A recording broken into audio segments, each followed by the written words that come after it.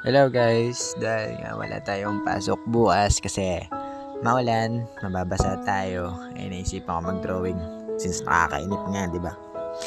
Ano kasi sa pinakamagandang gawin kapag yung wala kayong magawa ay yung mag-drawing. Kahit hindi ka marunong mag-drawing, okay lang yun. Lalo na kung mag-isa ka, wala naman man-judge sa'yo kung pangit yung kalalabasan ng drawing mo. As long as masaya ka doon sa ginagawa mo, di ba? Kaya talagang napakasaya ng pagdodrawing. Lalo na't pwede mong i-drawing yung nasa imagination mo. Gaya na dinodrawing ko ngayon. Ganun. Wala akong kinuha reference kasi gusto kong maging free doon sa aking i-drawing. Kumbaga ako yung pinakamasusunod. Wala akong kopyahin. Kaya yun. Isa yun sa dahilan kung bakit talagang masaya mag-drawing. Mararamdaman mo yung peking, malaya mo. May guguhit mo sila. Maganda man yan o hindi.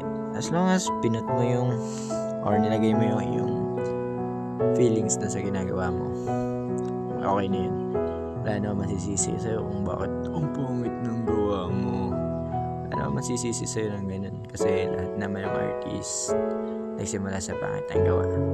Kaya ikaw kung nahihiya ka mag-drawing, nakakatigilan mo na yan. Mag-drawing ka na. Yun lang, matsala.